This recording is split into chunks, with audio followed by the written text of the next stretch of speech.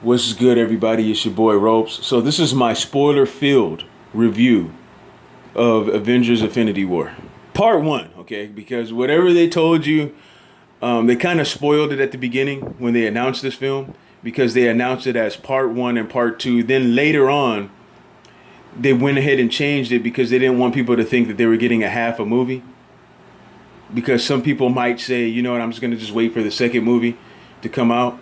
They didn't want any of that, so they changed the title and said that, part two was going to be called something else. But those of us with the brain knew that this was going to be part one of part two. Okay, so I went out, I watched the film on a late Thursday night, early Friday morning. I saw the last showing, and I didn't really care for the audience that was with me in the movie theater because they were just quiet.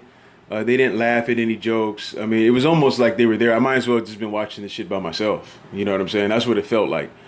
But no reaction from the audience at all. I mean, that fucking audience sucked. I've never been in a movie theater like that before in my life. The movie theater itself was great because, man, I had a reclining fucking chair and everything. I mean, it was a nice theater, but the audience just was terrible, man. I never seen anything like that before. Okay, no reaction at all from them. But I went out and I watched it, and like I said, there's going to be spoilers in this video. I'm going to tell you first what I liked about the film, okay? A lot of action from beginning to end. Good action, okay? I enjoyed the plot, the storyline. I kind of knew what it was going into it just from the comics. I was very, very excited to go and watch it. I mean, I felt like a little kid sitting up in that movie theater waiting for this shit to start, okay? I haven't felt like that since Fox Kids debuted the X-Men back in the 90s. Okay, I mean, I was on that level of excitement. I was geeked out for this movie. All right, so I enjoyed seeing all the heroes come together. There was only like two of them missing. You can say three, but Wasp hadn't really shown up yet in the film. Their film, Ant-Man and Wasp, is coming out next, I believe. So I'm going to say two characters were missing, which was Ant-Man and once again Hawkeye, man. For some reason, Marvel doesn't know what to do with Hawkeye. They're not able to get the audience to care about him at all. You know, and I think it's sad. And, I think that actor, he has every right to be pissed. He was completely left out of this film. First time we saw him, he was a plot device in the first Avengers movie. He was under mind control the whole time. He wasn't really part of the team. You know, it was just, he was shitted on, okay? And he was shitted on once again by not being in this film. And the sad part about it is they've done such a shitty job with his character arc that I don't think anybody even really missed him in this film. You know, so he wasn't there, but everybody else was there. Black Panther, Spider-Man, the Avengers, Guardians of the Galaxy, of course, your original Iron Man, Thor, Captain America. They were all there, okay? So it was good to see everybody together in the film, even though they were split up into like different teams, so they weren't really all together at the same time. But it was fun to watch them all in the same movie. So that's what I enjoyed about it. I also enjoyed the villain, Thanos. He's a vicious villain, man. One of the most powerful villains in the Marvel Cinematic Universe, or Marvel Comics, period. And I think that they did a great job with them. They didn't really follow his character arc as far as like the comics were concerned, but I didn't really expect them to do that. Okay, so those are the things that I liked about the film. And it actually seemed more like a Thanos movie than an Avengers movie because he got more screen time than anybody in the film. They visited every hero and gave them a little bit of time, but for the most part, they focused on a set number of heroes, but Thanos was the guy in the movie. It was his movie. So those are the things that I enjoyed about it. Great character development with Thanos. They made you, just like Killmonger, understand his motivations. Even though, he's a vicious dude and he wants to wipe out half the population, they try to get you to understand what his motivations are. Okay, which is different from the comic books, but his motivations in this movie is to wipe out half of the universe because there's a shortage of resources and people starving. So if you wipe out half the population, there'll be more resources and more food and people will be more happy. Okay. Now in the comics, was a little bit different. He was obsessed with Lady Death, and he did all of this murder to basically appease her, and try to get her attention. So it's a little bit different. It wasn't a deal breaker for me. It didn't really bother me too much that they didn't talk about Lady Death or anything like that. But those are the things that I enjoyed about the film. All right. I didn't love the movie. Okay, and I'm going to talk about what I didn't like about it. Okay. Now, first of all, in the opening scene of this movie, you see Thanos and Hulk fight. Okay. I didn't understand why they did it in the opening scene. That's like a fight that should have taken place like later on in the movie or something like that. Because if there's one hero that Thanos would want to stay away from, it would be the Hulk. Okay, because the Hulk, his power is his rage. Okay, you can beat on the Hulk all you want to. He's just going to get more angry and more strong, and he's going to end up snapping you in half with 2 fingers. All right, there's no cap on how strong that he gets. That's his whole fucking superhero power. Okay, he gets taken out. I mean, he gets knocked out cold so easily by Thanos. And that's the last time you see the Hulk in the movie.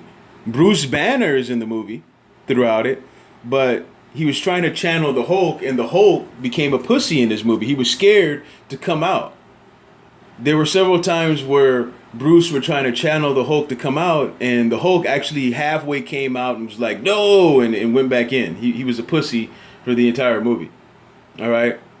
That just, I didn't understand that. Now, maybe they'll fix that in part 2. Maybe we'll see the Red Hulk. So maybe they're going somewhere with that. But I just didn't understand why they would have Thanos and Hulk fight in the opening scene of the movie. Okay. Now, I did hear before I saw the movie, somebody tried to spoil it for me and say that there was a fight between these two. I had no idea. When I saw this shit happen in the opening scene, I was like, what the fuck already? Like, why? You know what I mean? Like, Thanos is about to get his ass whooped by Hulk already? Like, it didn't make no sense, but then he gets knocked out with one blow, and I'm like, oh, what kind of shit is this? So there was that, and I know I'm not the only one who noticed this. Now you can call me petty. You can say that I'm childish, I'm reaching, whatever you want to say, okay? But I know good and well I'm not the only one who noticed that they decided to kill the black character first in the movie. Okay, Idris Elba's character, he's part of the Thor storyline. He's part of the what do you call them? I know what they're called, man. Asgardians. He's one of them from the Thor movies, and he's like Thor's best friend. He's the first person to die in the opening scene of the movie. And I was just wondering, did anybody think that maybe that might be a bad idea? Was that an inside joke? Was I the only one who noticed that? Now that's not a deal breaker. I'm not telling anybody to kick up dust over that or anything like that. It's just something that I noticed. That's the observation, okay? So they kill the black guy off first. Then Loki dies all in the first scene. And, he had the fight with the Hulk, knocked him out cold. So the opening scene, I didn't really care for it too much, all right? Then let's talk about the ending of the movie. Because everything in the middle was cool. Okay, everything in the middle, there were some legitimate deaths that happened during the battles that Thanos actually killed. Like, he actually killed Gamora in exchange for the Soul Stone. He actually killed Loki. He actually killed, the Asgardians. Those are legitimate deaths, okay? And I think Vision was a legitimate death as well, all right? But at the end of the movie, these geniuses, okay, decided that once Thanos created or completed the gauntlet and he snaps his finger to wipe out half the population, these geniuses over at Marvel or Disney or whoever made this decision, okay, decided the characters that they were going to kill off were going to be the most unbelievable ones, the ones that you weren't going to buy, okay? Who believes that Black Panther is really dead? Okay, who's gonna believe that Peter Parker is really dead? Spider-Man is really dead. Who's gonna believe that? You know what I mean? People are talking about they were all sad and teary-eyed and shit. Why? For what? You can clearly look at the fucking slate of the upcoming movies and see that these films have already been approved for sequels, okay? Why the fuck didn't they kill off any of the original Avengers who've already been in several films, whose contracts are up? Like Captain America, Thor, or Iron Man. I mean, Marvel has proven that they are scared to death to kill these guys off, man. Now, those would have been believable deaths. If those guys disappeared, then you would have been like, okay, we may never see these guys again. This is it for them. But when you could just look at the slate of upcoming movies and see that there's going to be a Spider-Man 2. They made a shitload of money off of Black Panther already. You know that they're going to do that again. That's already been approved for a second movie. We already know that there's going to be a Guardians of the Galaxy Volume 3. Why the fuck would you kill off all the Guardians except for Rocket Raccoon? You're going to kill off Black Panther. You're going to kill off Doctor Strange. And all these characters that you know you're going to see again. That just took all the emotion right out of those fucking deaths. They mean nothing. They had an opportunity to really devastate the audience, and they fucked it up, man. They fucked it up. At the end of the movie, all the original Avengers are still alive. Captain America, Thor, Iron Man, Black Widow, Hawk is somewhere off screen, okay? And Rocket Raccoon, he's the only fucking Guardian that's still alive. All right? You know these motherfuckers are coming back in the next movie. What is the point, man? They would have been better off killing off the original Avengers. And then I think they would have been more believable. Because, those of us who follow it, we know that their contracts are up. They've completed them. They've done all the films already. They might not actually return. Then if you want to spring them on us and resurrect them and bring them into the second part of this movie, then it would actually be a surprise. You'd be like, wow, he's actually back. They brought him back. He came back to life after they reverse everything, which they're going to do anyway. All right? But now it's like they spoiled the second movie because you know what's going to happen already, okay? If you watch the post-credit scene, before Nick Fury disappears and turns into the dust and flies off, okay, he calls Captain Marvel. All right, so we already know Captain Marvel is going to come and save the damn day. All right? I mean, that's basically what's going to happen. She's going to come, she's going to reverse everything and bring everybody back. Now, what I hope they do in the second film is kill off one of those original Avengers, a couple of them. Like, for real. Legitimate deaths. Because that snapping of the finger shit didn't trigger any emotion in me at all. Just because of the people who they decided to kill off that you're going to see again in upcoming films. It was just stupid, man. That part, they ruined the whole damn movie with that ending. All that time you sat in that movie theater waiting for this huge ending, okay? They completely threw it in the trash, man, in my opinion. Still a good movie. I still recommend. I'm still going to go and watch it again. Because like I said, the action, the fighting scenes were off the chain in this movie, man. And Doctor Strange, who I didn't really care too much for his solo film, Doctor Strange was my favorite fucking character in this damn movie, man. The shit that he was doing was just crazy, man.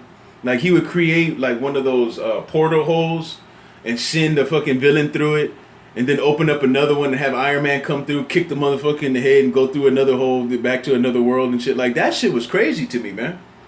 And it just makes me wonder why didn't Doctor Strange use the Time Stone? Like, he literally could have just rewinded anything when he wanted to, like he did in his own film, and just fix everything right there. But I know that doesn't work for the sake of moviedom or whatever. But he didn't really use the Time Stone. And people were upset with Doctor Strange, saying that, he shouldn't have gave up the Infinity Stone to Thanos, the last one, so he can complete the gauntlet. But the thing is that there's a scene in the movie where you see Doctor Strange going through 14 million different possibilities, and he only saw one out of 14 million plus where they actually win. They die in all the rest of them. Okay, so if he gave the stone up so easily, and didn't even try to use the shit to rewind anything, okay? If he gave up the stone that easily, obviously it's because that him doing that is what happened in the outcome where they went. He needed Tony Stark to stay alive for whatever reason, which we'll find out in the second part of this movie. Okay, but overall, I enjoy the movie. I recommend it. If you're not a comic book nerd like I am, and you already have read some of the comics, especially with the Infinity Gauntlet and all that, the Infinity War in the comic books, then a lot of this stuff that I'm talking about probably wouldn't even bother you. You know what I mean? You probably just saw it as a good movie and that was it. All right, but to me, what ruined the entire movie, the worst part of this movie, is the heroes that they decided to fucking kill off. It just makes no sense when you know they're all coming back. Why should I even care? Why should I have any emotion at all when I know that they're coming back? So anyway, I'll give the film 7.5 just based off of that ending. I would have given it a 9 or a 10. But to me, it gets that 7.5 just based off of them not really taking any risks. People are saying that they took risks by killing off so many heroes in the movie, but no, they didn't though. They didn't take any risks. A risk would have been killing off the actual Avengers whose contracts were up, who've already been in several films. That's taking a risk. Getting rid of Tony Stark, Captain America, Thor. Those are risks. Killing off people that you know for damn sure is coming back is not a risk, okay? So, anyway, that's my review of the film. You guys leave me your comments. Let me know what you think. I'm out. Deuce.